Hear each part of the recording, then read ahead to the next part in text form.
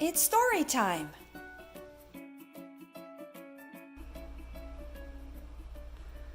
Hi and welcome to Storytime. I'm Kimberlyn at Life's Work Yoga. Do you know what I love most about the chanting of Om? It's just how much it sounds like the word home. That's H-O-M-E.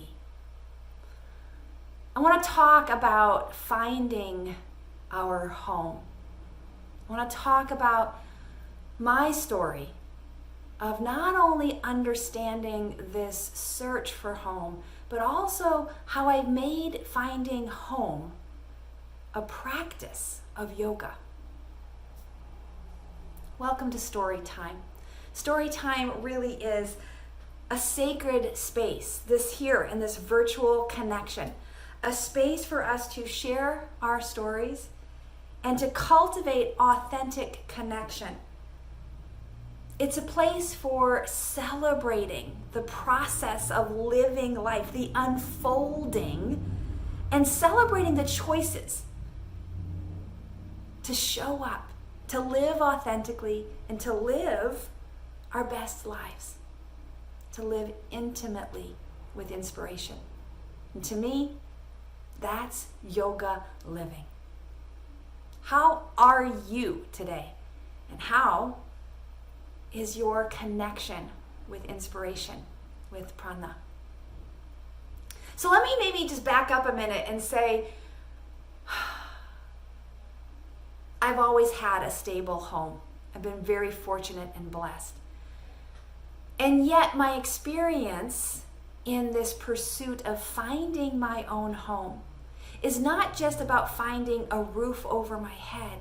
It's about finding a place that I feel safe, that I feel connected, and I feel like I belong.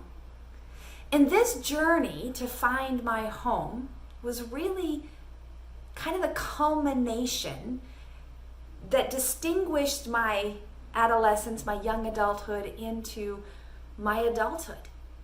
And for a lack of a better way of explaining it, I took a bike ride across country, self-contained. I joined up with another 10 or 11 people. There was a dozen of us that traveled across country, strangers at the start. And it was in that journey across country that I temporarily became homeless, meaning I moved out of my apartment, got rid of, donated actually, most of my belongings and slimmed and pared down so that I could have minimized storage. Mostly what I kept was books, my academic books mainly, and a car so that when I got done with my trip, I could relocate because I quit my job, moved out of my apartment, and committed to 3 months of riding my bicycle as my daily journey. It was on that bicycle ride that I really started to question, I really started to pursue this inquiry of where is my home? I wanted to find my home. And there was a part of me that knew it was not about a destination, it was not about a physical address. It was about an emotional stability, and I connected that to a partnership, a relationship. And I've shared with you before that at this time in my life, I wasn't particularly good at cultivating long, committed relationships, both in terms of dating and in terms of my friendships. I moved every couple of years, and that kind of kept me at arm's length. But when I realized what I really, really intimately wanted was a place to feel at home, I knew it didn't matter where I was physically. I'd lived all over the nation. I could make a home anywhere. But since embarking on the yoga journey and establishing my partnered relationship with my husband of 20 plus years, I still have a commitment of cultivating this home feeling. So, how did I get to that sense that home and establishing a home as a practice? Well, it probably really does relate to cross-country bicycle riding and singing along the way. This was before cell phones. This was before before we had all this digital technology that you could connect from anywhere. I had a little cassette tape, bungee cord to my bicycle, and it became an audio journal. Now, I'm not a singer, but there are many, many miles, especially across the plains of the Midwest and the West, that I sang songs like Home on the Range and Take Me Home, and finding different ways to cultivate a space in my head and my heart to define and clarify what I was looking for in my home. Now, prior to this, I actually had some experience in choosing my home, both in terms of where I pursued my education, because I had a temporary home at university when I left my home of upbringing. And it was in that relationship of choosing for myself that was really part of that process of identity development, of becoming my own adult, becoming my own person. And I got to choose separate and distinct from my siblings. That never happened before. And separate from my parents. Now, I've shared with some of you that what brought me to yoga was actually also related to cross-country bicycle riding, and I took an anniversary ride, but on that ride I had an accident which caused brain injury and trauma and bed rest for over a year, which then brought me to yoga as my rehabilitation strategy for living my life.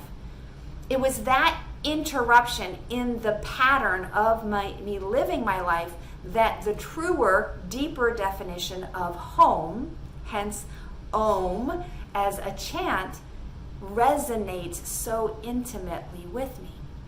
And what I mean by that is that yoga gave me the language, and it gave me a practice, a manageable practice, even in my weakened state, skeletally, muscularly, and my foggy state mentally, to practice what mattered most: breathing, moving, and resting. And from that foundation, I've committed in many ways to enhance our experience.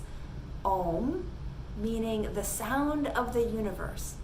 Home, meaning that space where we land in calm abiding, in safety and in security, to peel back the layers of clearer seeing so that we can not only see, but also be who we are here to be.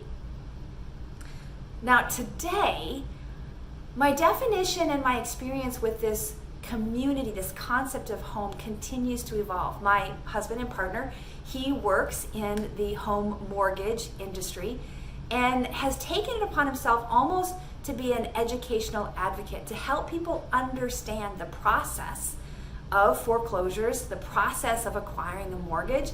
And he's done that kind of as an adjunct to the actual job that he does.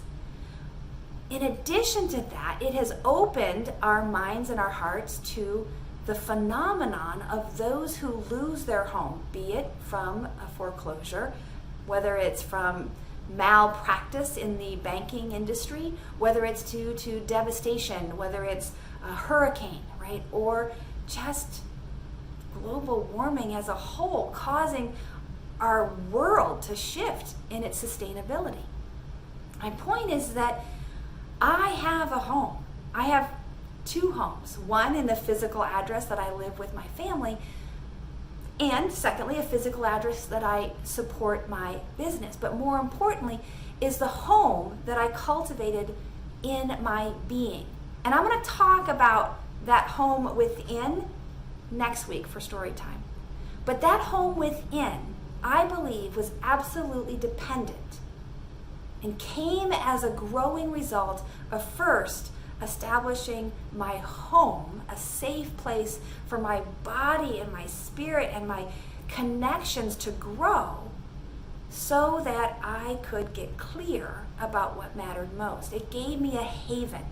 If you don't have that kind of a haven, doesn't have to be your family of origin, doesn't even have to be your family of choice, could be your yoga community, it could be your spiritual community, anywhere that you can start to be in a calm, abiding space, to be in a safe space, to allow yourself to not be aggressively defensive, to not have to defend or protect yourself. This is where our community can help to create that space for you to do your personal work. See, no one else can really craft your home. We can craft a house. Hence, this is why Peter and I, we donate regularly to Habitat for Humanity, because it's an extension of our heart around this concept of home, putting it into action by way of donations. Another example, kind of a tag with that, is our commitment to food banks, to donating not just food, but also money to our local food bank. Why? Because how else do you establish that calm, stable foundation if we don't have access to our basic needs? Now, we all have some different definitions of what's included in those basic needs. For me, it's home. It's a safe space to live, to sleep. It's food. It's access to healthcare. It's access to choice. It's access to opportunities for service and support. These are what I consider the basic needs. So what is your definition of home? Where is it that you feel most safe? And how is it that you can share that space by inviting others to know that intimacy with you? This is where chanting, done alone, cultivates that individual space by connecting us to the greater union. I love the idea that no matter where I am, what time of day it is, I can trust that someone else in this world is meditating at that same time. And in that meditation space, others are chanting an energy healing sound like Om, an invitation to come home to our humanity, to our connection, to our authenticity. I found my home in my husband. I found my home in my practice and in my life's work here at Life's Work Yoga. I've even found my home in my community of friends and family and colleagues who collaborate with me. But ultimately, the place that provides the greatest sense of confidence and the deeper invitation to intimacy with prana is the home that I have found in myself, not as separate and distinct, but through my separate and distinct self to connect to the oneness, the greater. That's the practice of yoga.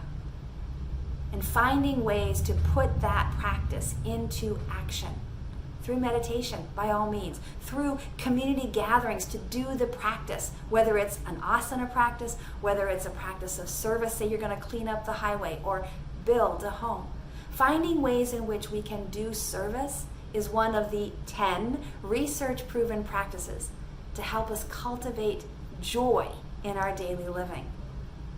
It's not an accident that moving and breathing and meditation are also part of those 10 tips for living an inspired life, living intimately with joy. This is the work of Life's Work Yoga.